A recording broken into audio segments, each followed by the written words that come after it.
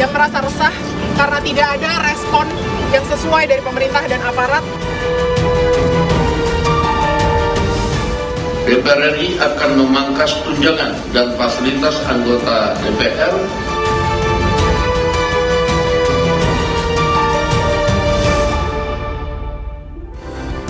Saudara, Dewan Perwakilan Rakyat sepakat memangkas gaji dan tunjangan anggota Dewan. DPR juga menghentikan pemberian tunjangan rumah.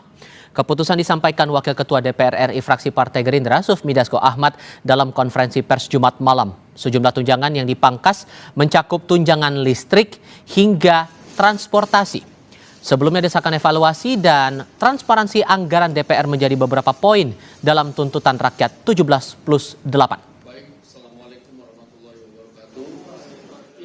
Menyepakati menghentikan pemberian tunjangan perumahan anggota DPR RI terhitung sejak tanggal 31 Agustus 2025. DPR RI akan memangkas tunjangan dan fasilitas anggota DPR setelah evaluasi meliputi biaya langganan, A daya listrik, dan B jasa telepon, kemudian biaya komunikasi intensif dan biaya tunjangan transportasi.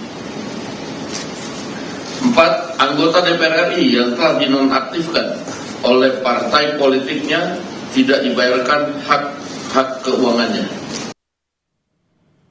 Mari kita bandingkan. Sebelum evaluasi anggaran ini mencuat, anggota DPR RI dapat membawa pulang lebih dari 200 juta rupiah. Dan kini gaji dan tunjangan dipangkas sekitar 65,59 juta rupiah. Rincian gaji dan tunjangan anggota DPR RI yang telah dipangkas meliputi gaji pokok 4,2 juta rupiah, kemudian tunjangan jabatan 12,8 juta rupiah, dan tunjangan konstitusional totalnya 57,4 juta rupiah. Sehingga total bruto 74,2 juta rupiah. Tapi jumlah itu akan dikurangi pajak penghasilan 15% yang ditanggung negara. Sehingga gaji bersih yang diterima anggota Dewan saat ini sekitar 65,5 juta rupiah. Waktunya kita bahas pemangkasan gaji dan tunjangan anggota DPR RI pasca tuntutan rakyat ini bersama dengan para narasumber. Sudah bergabung lewat sambungan dalam jaringan anggota DPR RI periode 2014-2024 dari Partai Demokrat Syarif Hasan, dan bergabung pula bersama kami pelaksana tugas koordinator Indonesia Corruption Watch atau ICW, Alma Syafrina. Selamat malam semuanya dengan Tifal di sini. Apa kabar?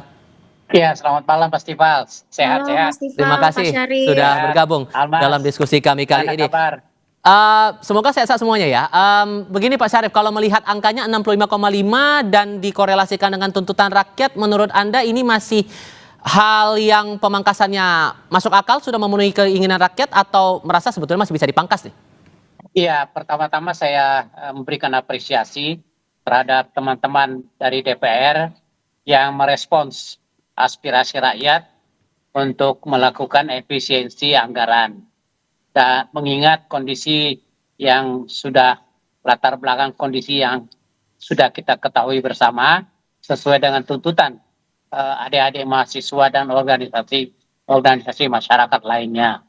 Tentu dengan demikian, sekalipun sudah dipangkas demikian, kami mengharapkan juga bahwa itu tidak akan mempengaruhi kinerja teman-teman anggota DPR RI, bahkan bisa memberikan suatu motivasi untuk berbuat yang lebih dan sesuai dengan yang diharapkan oleh adik-adik mahasiswa kita, sesuai dengan yang diharapkan oleh rakyat, bahwa mereka teman-teman anggota DPR RI akan memberikan yang lebih yang daripada yang diharapkan, berikan yang terbaik daripada yang sesuai dengan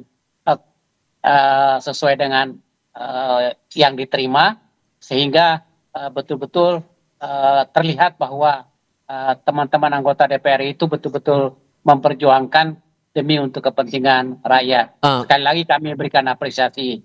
Nah, mungkin ada beberapa pihak yang merasa belum cukup, tetapi intinya kita berikan apresiasi dulu. Mudah-mudahan ini sudah salah satu solusi yang terbaik menurut hemat kami. Ya. Tak, kalau menurut Anda Mbak Almas dari ICW yang juga mengkritisi berbagai hal terutama masalah tunjangan ini, kalau sudah dijawab seperti yang kemarin disampaikan oleh pimpinan DPR harusnya sudah tidak masalah lagi dong? Ya, ya, Mas Tifal. Pertama kami tentu sama ya seperti Pak Syarif, kami mengapresiasi terlebih terkait dengan kritik dan tuntutan untuk mengevaluasi dan memangkas tunjangan anggota DPR ini juga sudah ICW sampaikan sejak setahun lalu ya, ketika awal mula ramai terkait dengan tunjangan perubahan anggota DPR yang angkanya cukup fantastis. Tapi yang perlu diingat di sini adalah kritik publik terkait dengan tunjangan anggota DPR ini bisa dibilang ya ini adalah puncak gunung esnya atau titik didihnya. Ada banyak sekali catatan-catatan lainnya, termasuk misalnya terkait dengan kinerja. Nah, tadi pertanyaannya menarik, apakah gaji ini sesuai kinerja atau tidak? Sehingga ke depan yang kita harapkan juga ya tidak hanya terkait dengan evaluasi gaji begitu ya, tetapi hal yang lain adalah peningkatan kinerjanya. Jangan sampai nanti kinerjanya semakin buruk dengan alasan misalnya gajinya sudah dipangkas begitu ya.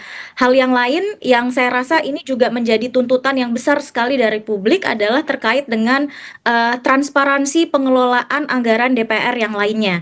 Ini kan anggaran DPR juga cukup besar ya, lebih dari 9 triliun. Di dalamnya bukan hanya komponen gaji dan tunjangan, tetapi ada misalnya terkait dengan dana reses dan sebagainya yang itu sangat perlu transparansi dan akuntabilitasnya, sehingga DPR saya rasa ke depan PR-nya masih banyak begitu ya. Ini adalah tuntutan jangka pendek yang kami juga apresiasi sudah diputuskan begitu oleh DPR, tetapi ada hal-hal lain yang perlu dibenahi begitu dalam aspek jangka panjangnya. Oke, kalau menurut Anda Mbak Almas, hal apa yang paling krusial di sini? Kalau kita ambil topik ya, dengan gaji dan tunjangan sudah dipangkas dengan angka sedemikian, menyesuaikan lagi dengan kinerja yang ada saat ini. So, yang relevan, yang realistis harus gimana DPR itu? Iya, salah satunya misalnya ini yang cukup sering ya mendapat kritik publik adalah terkait dengan transparansi pembahasan undang-undang. Kalau dilihat kan kritik publik terkait tunjangan ini ya kalau saya bilang ini adalah puncak gunung es. Tetapi dari berbulan-bulan yang lalu, bertahun-tahun yang lalu ada catatan yang sangat keras untuk DPR, misalnya terkait dengan pembahasan undang-undang khususnya yang ada polemik begitu ya di masyarakat. Ini pertanyaannya adalah kok pembahasannya diam-diam dalam waktu yang singkat dan minim pelibatan publiknya. Mari kita bahas misalnya ada undang-undang KPK, kemudian ada Cipta Kerja, terakhir kemarin ada undang-undang BUMN, revisi undang-undang ASN, undang-undang TNI dan sebagainya. Saya rasa ini adalah apa ya, kritik-kritik yang juga perlu DPR benahi ke depan ya, bahwa fungsi-fungsi DPR baik itu fungsi legislasi, anggaran, pengawasan, ini publik sekarang punya interest yang lebih bahwa publik itu mengawasi kerja-kerja anggota DPR sehingga tidak berhenti pada memangkas tunjangan, tetapi juga memperbaiki kinerja sesuai dengan harapan publik. Karena memperbaiki kinerja ini itu, adalah perwakilan. Hal yang lain misalnya terkait saya harus tahan di situ, saya kasih giliran ke Pak Syarif sebentar. Karena yang jadi pertanyaan juga Pak Syarif adalah bagaimana memastikan walaupun kemudian gaji dan tunjangan ini dipangkas untuk anggota Dewan yang ada sekarang, kinerja tidak berkurang, transparansi bisa betul-betul ditunjukkan, jangan sampai memantik lagi suara-suara publik yang berujung ya dengan unjuk rasa yang kemarin itu. Kita kan pasti akan akan ada hal yang terbuang lagi nanti karena aspirasi publik tidak disampaikan atau aspirasi tidak ditindaklanjuti oleh anggota DPR RI. Memastikan transparansi itu gimana? Ini kalau menyangkut masalah transparansi, saya percaya khususnya dalam menjalankan tugas sebagai legislasi, saya percaya teman-teman anggota DPR itu selalu transparansi dalam membahas anggaran, membahas legislasi menyangkut tentang transparansi. Salah satu contoh pelibatan unsur-unsur masyarakat dan yang terkait, stakeholder yang terkait menyangkut tentang undang-undang tersebut itu sangat dilibatkan di dalam setiap pembahasan RDP dan sebagainya. Nah, kalau memang dibutuhkan pendalaman yang lebih, bisa ditambahkan unsur-unsur dari lainnya, misalnya dari ICW misalkan, boleh, ya kan, kalau diusulkan disilakan saja diusulkan. Jadi saya pikir teman-teman DPR juga itu sangat terbuka atas setiap masukan dari masyarakat, apalagi menyangkut masalah transparansi. Nah, saya percaya itu. Nah, yang diperlukan di sini adalah bahwa kita mengharapkan bahwa integritas teman-teman anggota DPR itu mudah-mudahan semakin meningkat, bukannya malah turun karena bagaimanapun juga money follow the function. Ya kalau fungsinya naik, mestinya kan unsur keuangannya naik, tapi ini kan tidak. Tetapi memang itulah komitmen para anggota DPR untuk komitmennya kepada rakyat bahwa sekalipun imbalan yang diterima dalam bentuk gaji itu tidak memuaskan, tetapi mereka tetap memiliki integritas untuk meningkatkan motivasi kerjanya demi kepentingan rakyat, demi kepentingan konstituennya, demi kepentingan masyarakat. Kita mengharapkan itu. Nah, di dalam pengawasannya itu bisa kita lihat lagi nanti, apakah teman-teman anggota DPR itu masih tetap melakukan pengawasan atau tidak, apakah dia melakukan legislasi itu betul-betul transparansi atau tidak. Tetapi kalau saja transparansi yang sudah dilakukan sekarang ini belum cukup, silahkan diajukan. Nah ini saya pikir akan menjadi buah pemikiran pembahasan ke depan. Tetapi anyway, kalau kita melihat semangat untuk melakukan reformasi di dalam hal efisiensi anggaran, kita perlu memberikan apresiasi yang tinggi kepada teman-teman anggota DPR. Mudah-mudahan ini bisa berjalan dengan bagus. Kita beri kesempatan lah. Kan proses ini kan memang tidak berhenti di sini saja.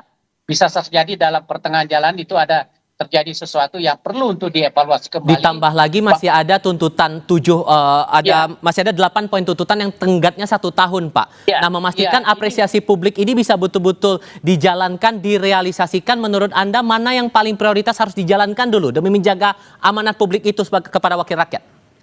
Yang paling penting adalah kalau itu menyangkut masalah hajat hidup rakyat, masalah menyangkut ekonomi, kebijakan ekonomi ini kan di dalam poin 17+8 itu dari 8 yang jangka panjang itu ada poin menyangkut masalah ekonomi dan kesejahteraan dan ketenaga kerjaan. Ini sangat penting. Nah saya pikir kalau ini ditingkatkan dan dilakukan reformasi dan betul-betul pengawasannya dilakukan secara maksimal, ini dampaknya akan sangat bagus bagi rakyat dan bangsa kita. Mbak Almas, Anda juga sepakat juga bahwa itu yang harus betul-betul jadi perhatian, atau sesungguhnya masih ada lagi yang perlu dijalankan, mengingat masih ada 8 poin yang tenggatnya 1 tahun sampai 2026 yang harus dipenuhi. Tapi jawabnya nanti, kita jeda sebentar. Kami segera kembali.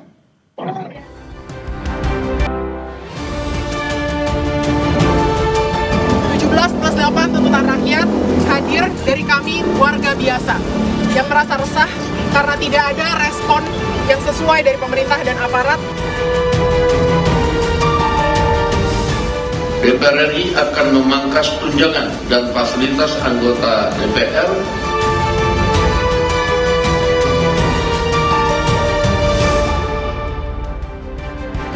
Kita cermati pernyataan yang disampaikan Presiden ke-6 RI Susilo Bambang Yudhoyono terlebih dahulu. Sebelum kita lanjutkan dialog, beliau menyoroti gejolak pasca unjuk rasa yang terjadi di sejumlah daerah. SBY bilang seluruh pihak harus bisa menjaga dialog dan kebersamaan. SBY juga menyebut unjuk rasa yang terjadi 10 hari terakhir ini membuat seluruh pihak perlu sadar pentingnya membangun negeri ke arah yang lebih baik dan menjadi amanah dalam menjalankan tugas. Untuk itu, menurutnya, ke depan dialog, kebersamaan, dan kerja keras harus dijaga untuk Indonesia yang lebih baik. Yang terjadi di negeri kita, menurut saya, menyadarkan kita semua bahwa kita harus menjaga dialog dan kebersamaan kita. Menyadarkan kita membangun negeri ini ke arah yang lebih baik menjadi amanah, tugas dan kewajiban kita. Kata Pak SBY, jaga dialog itu, Mbak Almas. Ditambah lagi kan ini juga perlu ada perbaikan kerja demi menjaga sentimen tetap baik untuk DPR ini ke depannya di mata publik. Terakhir kali kan Litbang Kompas tanggal 16 sampai 26 Agustus kemarin mencatat percakapan di media sosial untuk sentimen negatifnya hampir 90%, 88,9%. Lalu juga citra lembaga DPR di Januari 2025 menurut Litbang Kompas juga angkanya 67%. Kalau Pak Syarif bilang prioritas DPR harus untuk memperlihatkan atau kinerjanya di sektor ekonomi, kalau menurut Anda? Ya, Mas Tifal. Jadi kalau kita bicara soal kepuasan dan kepercayaan publik kepada DPR, ini kan sebetulnya bicara soal kinerja ya, atau performa. Jadi kalau performanya DPR itu bagus, saya yakin rakyat ini juga akan bersama dengan DPR. Bahkan sepakat untuk memberikan gaji yang menunjang betul kerja-kerja DPR begitu. Dan kalau tadi ditanya soal prioritasnya, saya rasa 3 fungsi yang dimiliki oleh DPR, baik itu fungsi legislasi, anggaran dan pengawasan, ini sama-sama urgennya untuk diperbaiki karena sama-sama mempunyai kritik yang sangat besar dari publik. Misalnya terkait dengan fungsi anggaran. Kalau kita flashback ke hal-hal yang membuat masyarakat akhirnya turun ke jalan menyampaikan kemarahan, ini kan salah satunya terkait dengan ketidakadilan anggaran ya. Ya. Masyarakat melihat anggaran kita, APBN kita itu dikelola dengan tidak adil, di mana ada fasilitas fantastis untuk pejabat, tapi di sisi lain ada kebijakan efisiensi yang bahkan masuk ke sektor pelayanan publik dasar begitu. Oke. Nah, ketika kita bicara soal ketidakadilan anggaran, di sini kan ada peran DPR yang besar ya, karena DPR bersama dengan pemerintah melakukan pembahasan terkait dengan anggaran itu. Nah, di sini konteksnya saya rasa kalau memang ke depan benar-benar mau memperbaiki relasi dengan publik, karena kita sepakat bahwa DPR ini kan dapat mandat begitu ya dari publik atau mewakili rakyat begitu, ya kinerja di seluruh aspek itu harus menjadi perhatian. Oke. Salah satu yang memang sedang menjadi concern masyarakat, karena ini kita sedang ada pada situasi kondisi ekonomi yang sulit begitu ya, masyarakat juga sulit untuk mendapatkan pekerjaan, kemudian badai PHK di mana-mana dan sebagainya. Salah satu yang sangat krusial ya adalah terkait dengan isu ekonomi. Nah. Di sisi yang lain saya rasa yang juga sangat-sangat krusial adalah terkait dengan pemberantasan korupsi begitu ya, di mana di sektor pemberantasan korupsi ini sangat butuh dukungan terkait dengan penguatan instrumen hukumnya. Sudah dari bertahun-tahun yang lalu banyak sekali suara kepada DPR untuk segera membahas RUU perampasan aset itu. misalnya, yang tentu saja ini penting sekali untuk kita ingatkan bahwa tidak hanya sekedar buru-buru membahas dan mengesahkan. Iya, Tapi Pak Syarif, kalau Anda melihatnya meaningful gimana? participation-nya yang juga harus diperhatikan. Meaningful participation ditambah soal RUU perampasan aset di deadline 1 tahun harus jadi itu barang, Pak. Anda setuju? Saya pikir dengan deadline 1 tahun, saya pikir sudah cukup waktu, apalagi draftnya sudah ada, identifikasi masalahnya juga sudah terangkum. Saya pikir tinggal melibatkan seluruh stakeholders yang ada kepentingannya tentang perampasan undang-undang perampasan aset tersebut. Jadi melibatkan masyarakat secara luas dan tentunya dalam hal ini yang lebih selektif. Dan saya pikir kalau perlu ya melibatkan ECW, kalau perlu melibatkan adik-adik mahasiswa dan sebagainya, organisasi mahasiswa dilibatkan penuh sehingga tidak ada satupun yang tertinggal di dalam pembahasan tersebut. Semangatnya adalah kita bersama-sama untuk melakukan reformasi di bidang hukum, bagaimana agar pemberantasan korupsi ini bisa betul-betul lebih maksimal dan lebih baik ke depan. Nah, tentu dengan waktu 1 tahun saya pikir cukup untuk melakukan itu. Dan kalau menyangkut masalah anggaran, Mbak Alma, sini DPR di sini kalau begitu undang-undang sudah di undang-undang APBN sudah disahkan, maka domainnya lebih banyak kepada pemerintah. Jadi sekali lagi, tetapi ke dalam setiap pembahasannya di badan anggaran, nah itu yang perlu ada transparansi. Oke, kalau dari fraksi Anda, Pak, kalau dari Partai Demokrat sendiri kepada anggota DPR yang ada sampai dengan sekarang di fraksi Demokrat, upaya bersih-bersih dan reformasi besar-besaran DPR ini realisasinya akan bagaimana? Oh, memang sudah sesuai dengan instruksi Ketua Umum kami, Mas Agus Harimurti Yudhoyono, bahwa fraksi Partai Demokrat mendukung penuh reformasi tentang efisiensi anggaran dan juga tentang bagaimana agar transparansi APBN itu bisa dilakukan dan juga pengawasan tentang implementasi daripada penggunaan APBN, dan itu sudah diinstruksikan secara konsekuen kepada setiap anggota DPR RI dari fraksi Partai Demokrat. Saya pikir Kalau itu. menurut Anda, Mbak Almas, yang paling realistis, yang paling gampang untuk menuju reformasi besar-besaran DPR RI itu harus melakukan apa? Mbak Almas? Iya, iya. Pertama DPR tadi ya Mas ya, ini harus segera merealisasikan komitmen untuk memperkuat transparansi dan akuntabilitasnya. Ini sebetulnya langkah-langkah kecil yang sudah dilakukan oleh DPR, diputuskan DPR baru-baru ini kan dibayar mahal ya, ada demonstrasi di mana-mana, dan bahkan hari ini masih banyak mahasiswa dan aktivis yang ditangkap begitu oleh pihak kepolisian, dan dari situ kita perlu melihat bahwa ya ini sebetulnya upaya untuk mendorong DPR melakukan perubahan, termasuk misalnya dari pihak eksekutif dan sebagainya. Ini bukan sesuatu yang mudah begitu ya. Ribuan orang turun ke jalan dan sebagainya. Jadi harapan kami memang ya jangan berhenti di pangkas tunjangan atau komitmen untuk moratorium perjalanan luar negeri dan sebagainya. Tetapi itu tadi ada langkah-langkah real untuk betul-betul menjawab, memperbaiki akar persoalan yang selama ini membuat rakyat itu melihat bahwa kinerja anggota DPR, performa anggota DPR itu tidak baik begitu ya. Salah satu yang saya rasa penting sekali untuk segera dibenahi, karena DPR sekarang punya website dan berbagai kanal informasi, ya yang paling mudah adalah transparansi dan akuntabilitas kerjanya begitu.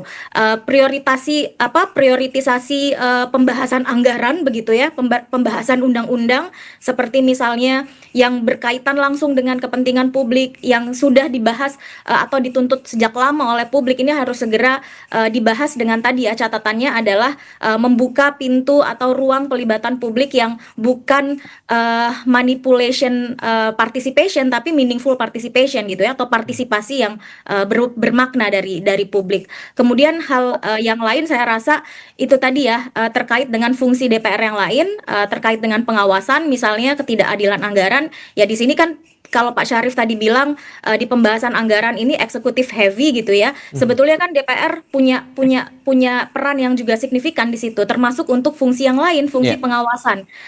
Diawasi dong, dikritisi ketika pemerintah mengajukan anggaran atau menyampaikan laporan dan sebagainya. DPR harus hadir mewakili rakyat untuk mengkritisi pemerintah begitu, bukan sekedar misalnya memberikan legitimasi. Apalagi Mas Tifal yang juga menjadi kritik atau pertanyaan publik, kenapa soal kinerja dan performa ini selalu disuarakan begitu ya. Ini kan bukan hanya terkait dengan gaji dan tunjangan yang tinggi, tapi hal yang lain ya, jumlah anggota DPR kita kan terus bertambah.